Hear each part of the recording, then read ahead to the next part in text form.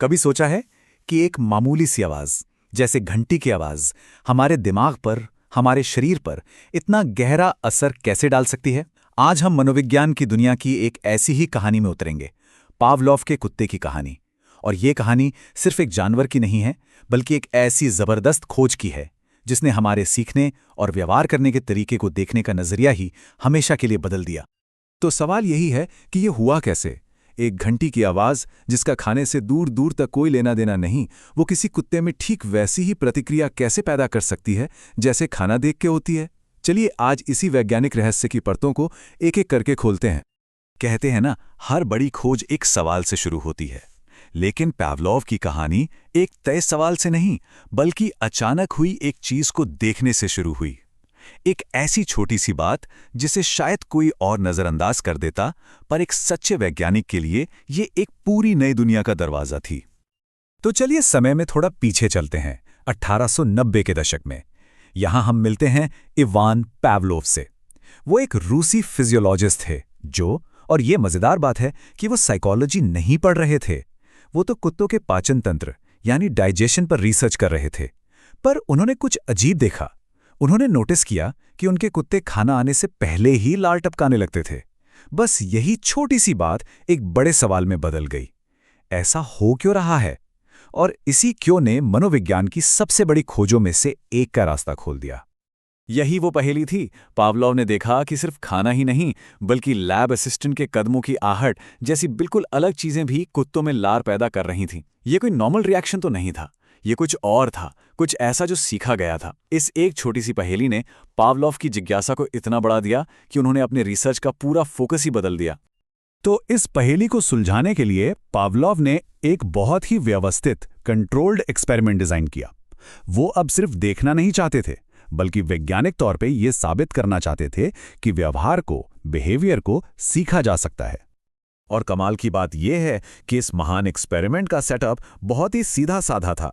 कुछ कुत्ते, खाने के लिए मीट पाउडर, एक घंटी जिसका शुरुआत में कोई मतलब नहीं था, और लार को सही सही मापने के लिए एक ट्यूब।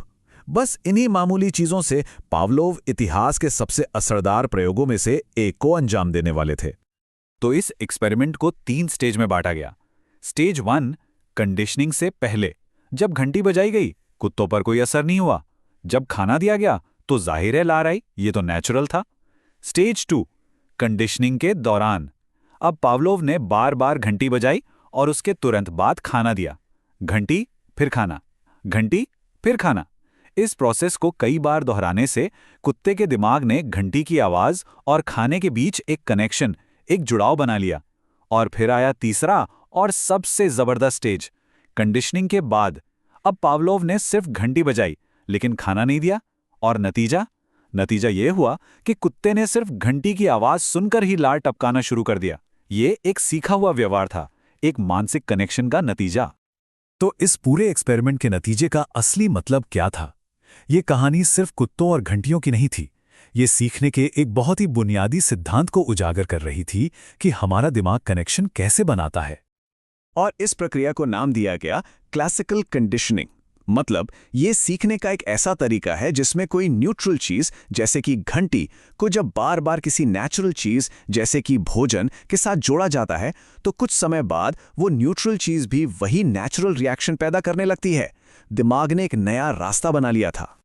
चलिए इन साइंटिफिक शब्दों को थोड़ा आसान बनाते हैं। देखिए, खाना है अनकंडीशन्ड स्टिमुलस, मतलब उसे देखकर लार आना स्वाभाविक है, ये सिखाना नहीं पड़ता।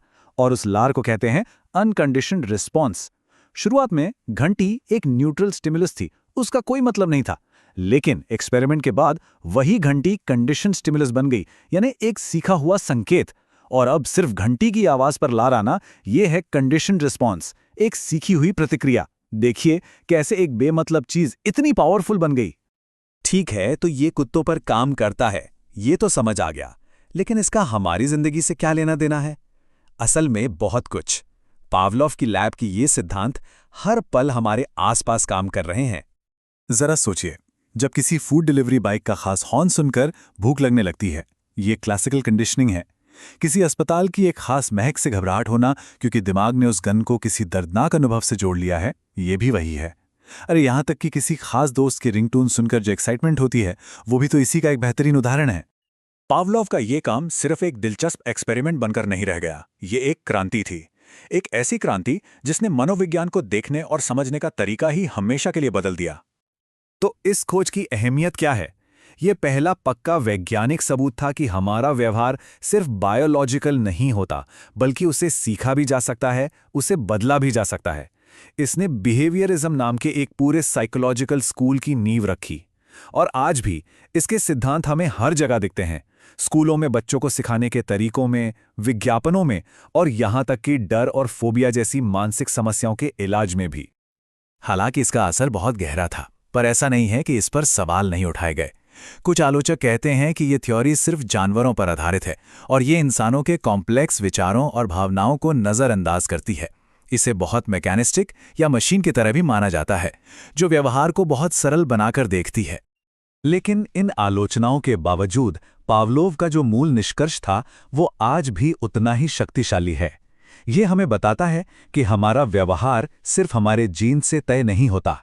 हम अपने अनुभवों से, अपने माहौल से और उन कनेक्शन से लगातार सीखते हैं जो हमारा दिमाग बनाता है। और ये हमें एक बहुत ही दिलचस्प सवाल पर लाकर छोड़ देता है। वो कौन सी आदतें, डर या खुशियां हैं जो हमारी जिंदगी में किसी अदृश्य घंटी के बजने से शुरू होती हैं? अगर इस पर सोचा जाए तो शायद हम अपने ही व्यवहार को एक नई रोशनी में देख पाएंगे।